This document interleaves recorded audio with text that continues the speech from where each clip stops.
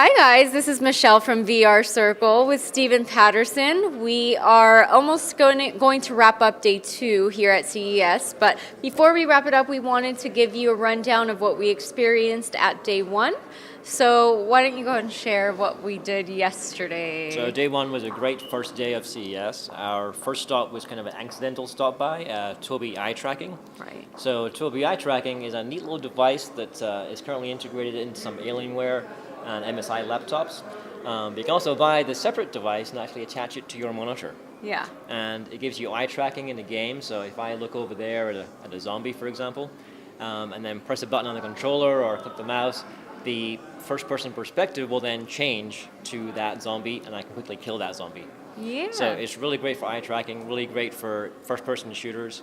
And not only that, but you can actually use it from within Windows as well. So if I'm alt-tabbing, for example, I can look at the window and instantly go to that rather than having to hit tab a whole bunch of times. Yeah. And if I'm in Windows Explorer, for example, same kind of advanced features. It's a really neat little thing.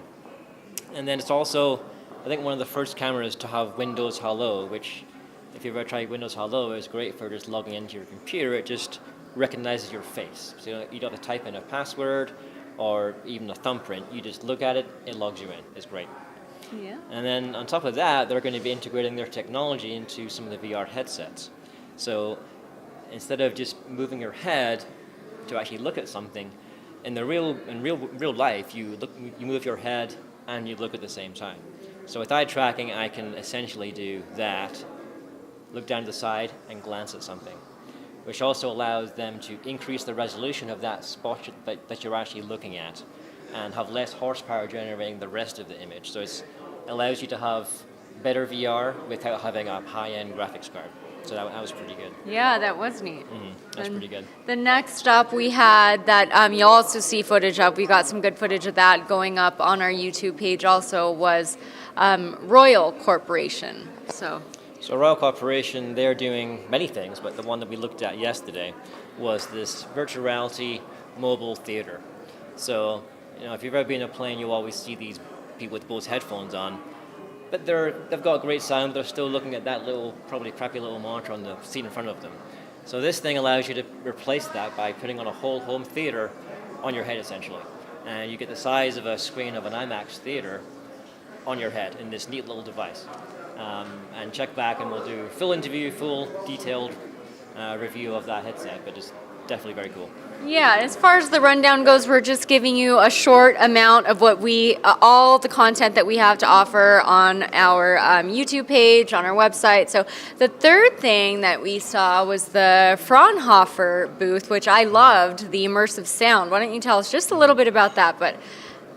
So the Fraunhofer, they're the inventor of MP3, and their thing, one of their many things, is audio codecs, which allows developers to more accurately map 360-degree sound. So I can very easily hear exactly where something is coming from, which really helps to make VR much more immersive.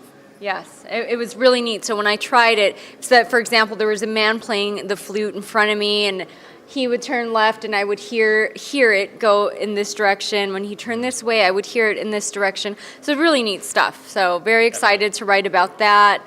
And we did some other things that are not really VR related. We saw Audio-Technica, they're huge into headphones. We demoed a couple of those, always great products.